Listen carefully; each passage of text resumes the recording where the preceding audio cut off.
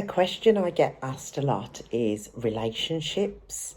How does waking up, realizing your true nature, affect relationships that were formed before the simple recognition of awareness, being aware of itself? And I think first it's probably going to be beneficial if I give a direct experience of relationships. So everything that we experience is experienced. So, for example, if we experience turbulence in a relationship, then the turbulence is experienced in relating to another. And it's the same with the mind. The mind can comment, it can describe, it can judge. And then that is then going out with the attention to the other. And it's not the absolute. It's not the absolute because when I say absolute, I mean it has the capacity to change, and that is always what it does. So if you take, for example, a relationship with a partner, so you're with a partner.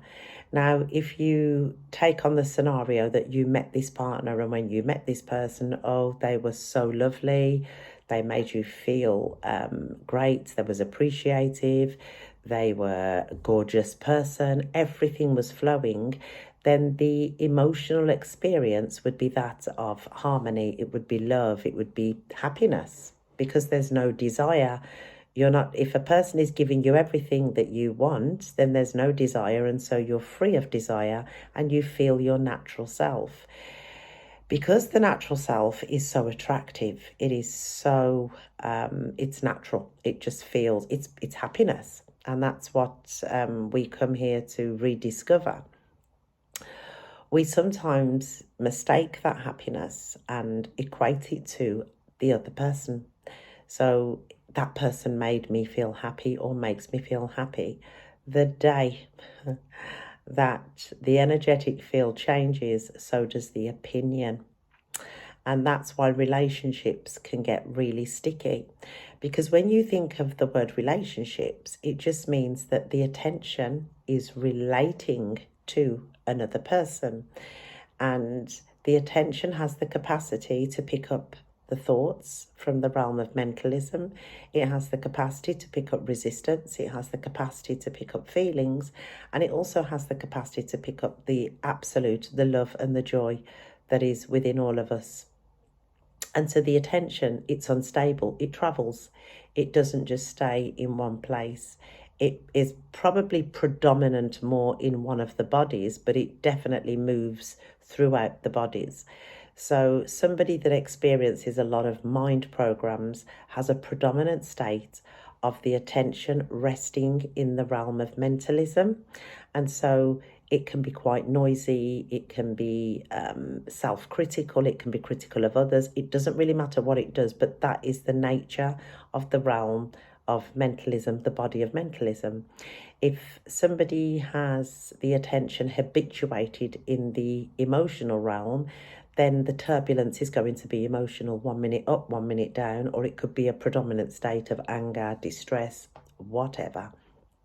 So relationships can appear to be really sticky because if we meet somebody and we met them in the lower realms, and when I say the lower realms, it's the realm of mentalism, the realm of emotions, and then of course you've got the five senses. Those are three realms relating to another person. So there's going to be opinions, judgments, there's going to be all sorts coming from the mind. They can be good thoughts also. It can be, oh, I like this person, or this person's really nice, or I remembered what they'd done to me. It doesn't matter. And then the emotions, again, there can be a predominant state that goes through from the emotional realm. And usually we find there's also resistance because we don't want that person to cause us pain. So there's a resistance to pain, which then of course brings pain.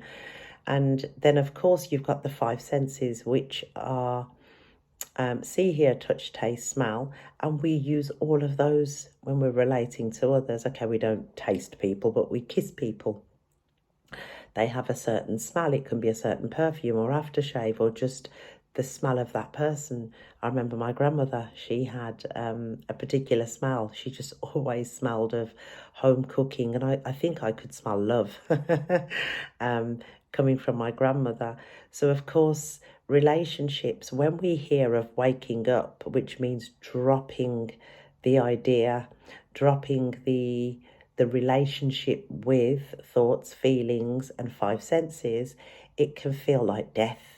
And it can appear to be quite challenging because with relationships, there's triggers. They can be good or bad because some people can trigger happiness, some people can trigger sadness.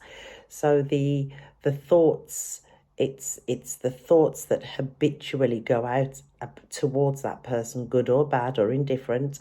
It's the feelings and it's the resistance, and then you've got the five senses, and that's the realm of believing. And beliefs change. We can also believe a lie and it will appear to be real. So how does awakening affect all of this? It's simple, but it's not always easy. But it's worth giving it a go because the end result is that it will certainly benefit you and the other person. It might not feel like it sometimes, but isn't that life anyway? So I'd like to walk you through a simple practice that I hope can bless you when it comes to relationships. So in this moment, could you just be? And could you invite your attention to come inwards where breathing is taking place? And just let the breathing be and be present with the breathing. And you can do this with your eyes open or your eyes closed. So in this moment with breathing, could you think of a person or someone that you are having a relationship with? That can be a happy relationship, one that's mixed with happiness and sadness, or sadness. But I would tend to go for one of the first two because it's a little bit easier. So if you hold that person in your awareness,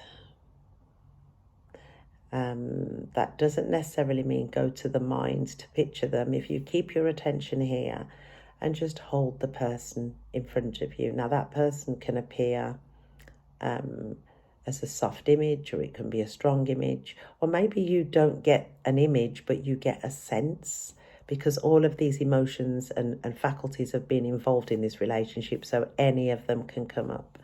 But just for this exercise, can we use emotions? Because emotions seem to be the loudest. And I'd like you to remember the most predominant emotion that you feel when you are interacting with this person. And I'm going to do it as well. I'm going to have a go so that I can effectively experience it and talk us through it.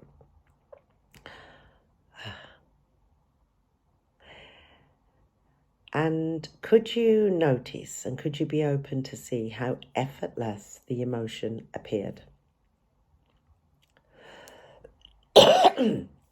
Excuse me. And could you notice that you didn't have to exert any effort to notice that emotion appearing?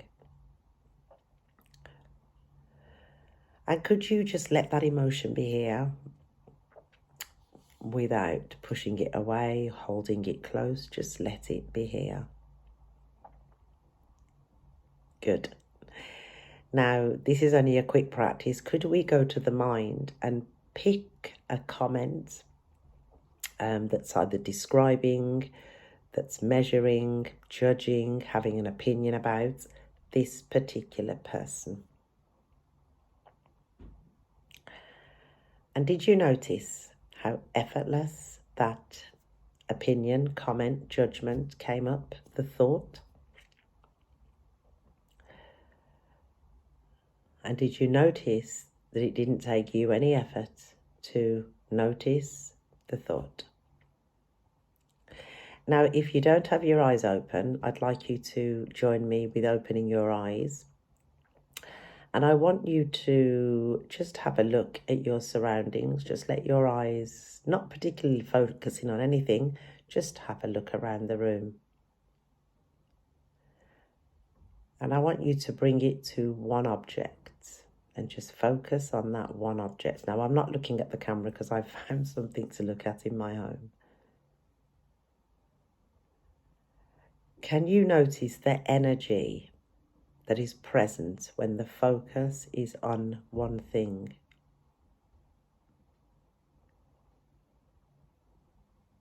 If it feels heavy, just draw the attention back in and rest it inside on breathing. And sigh.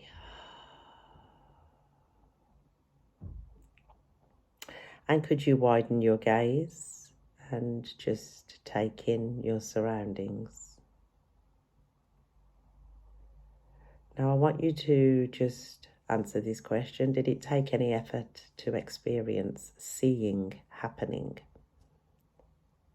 Is there any effort whatsoever in seeing? Did you exert any effort to see?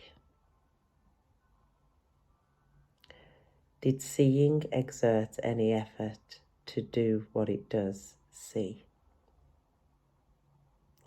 Now I'd like you to engage the mind and describe something that you can see. Anything.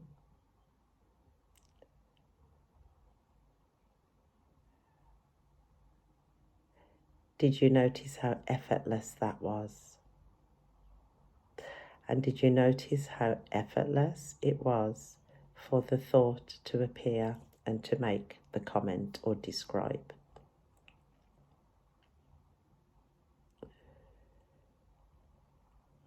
If we go into the hearing, it could be my voice.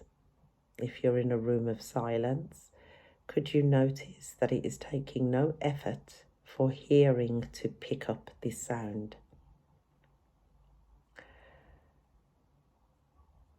And could you notice that the sound is appearing effortlessly? There's no effort with talking.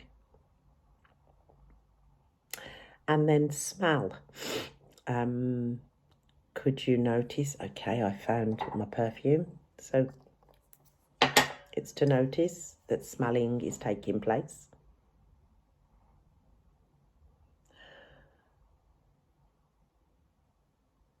And to notice the energy behind that we could mistake as doing.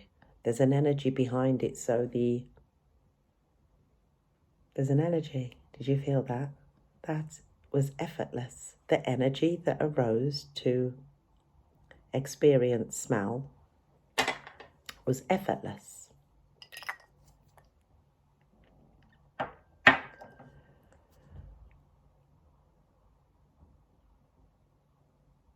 I don't have any food present, but we can do the action of tasting. It's effortless.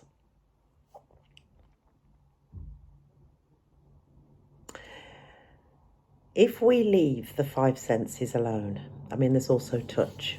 Yes, that's effortless.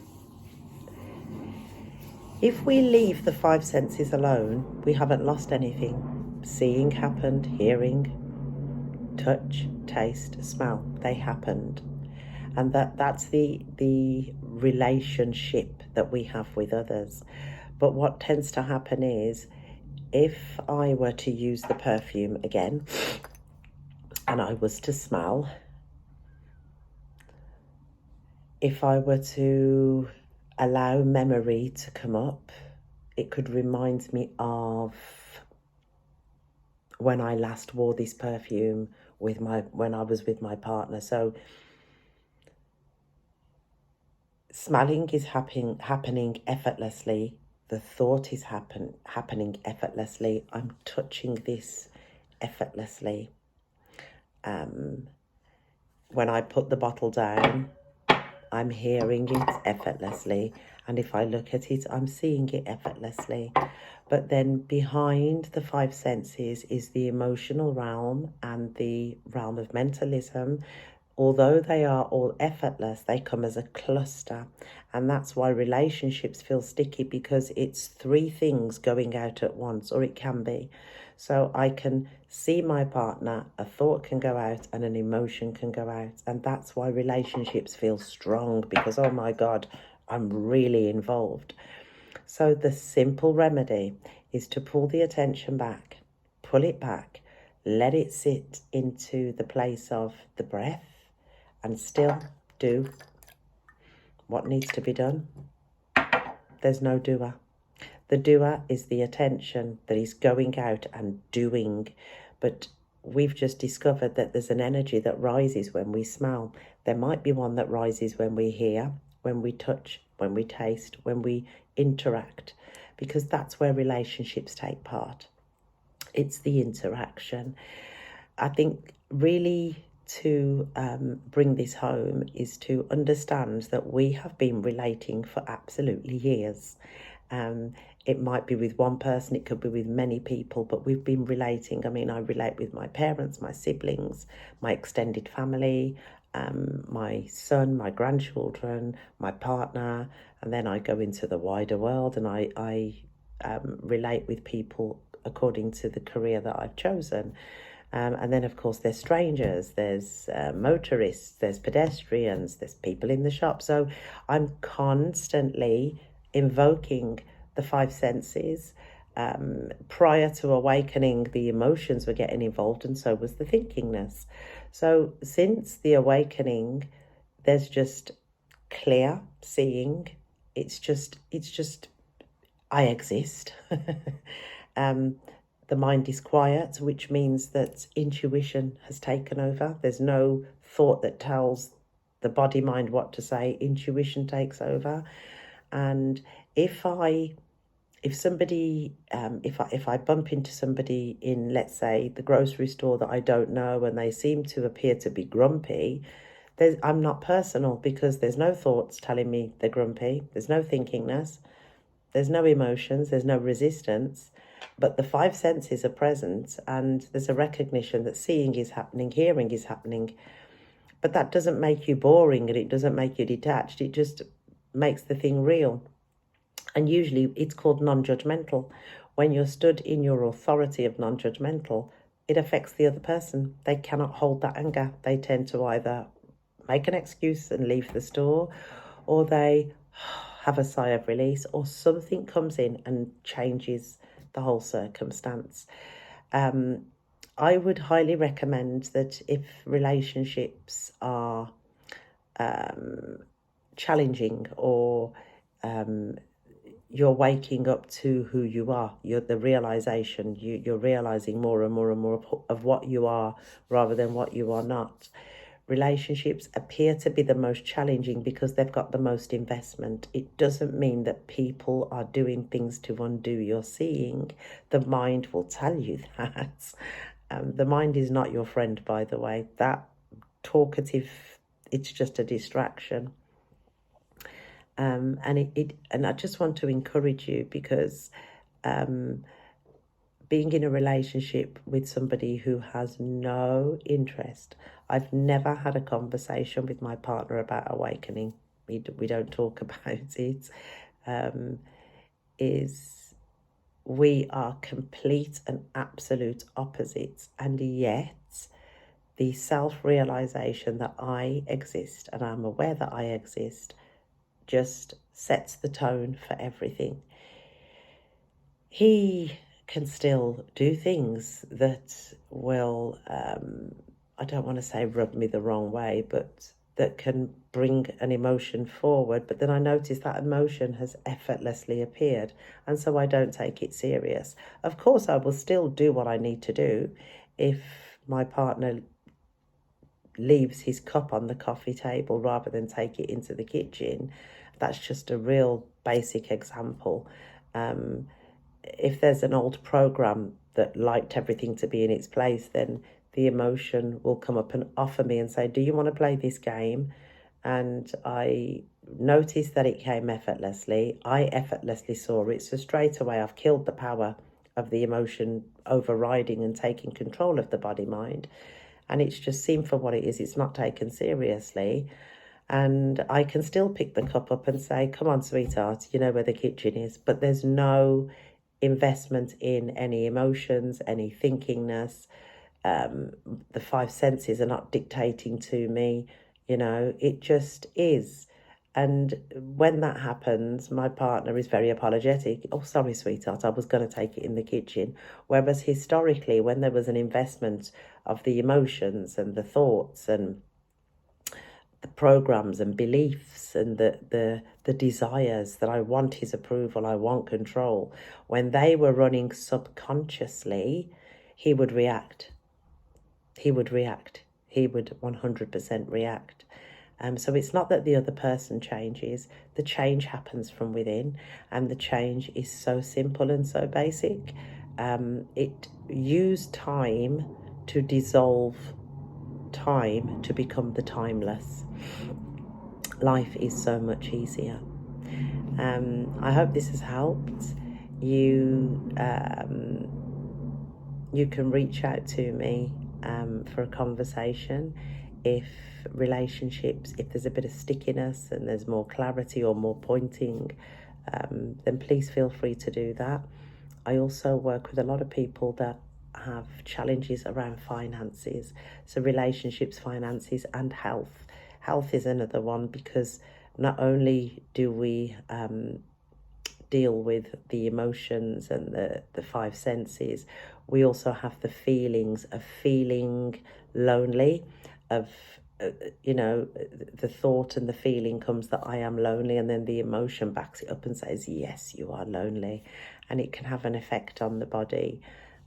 So those are the three topics that I really work with people to help to dissolve the beliefs, the limiting beliefs, and to support and help the self helping the self to realize that I exist and I am aware that I exist, which is beyond words, and it's the direct experience. I always say it's like, this video is like me telling you about water. You can believe me. You can say, oh yes, I've done that. I believe that. But it's much easier for me to just put the glass in front of you and say, drink it for yourself and find out, because then it goes from belief to absolute knowing. And once something is absolute, it is established for eternity. Thank you so much. You take care for now. Bye-bye.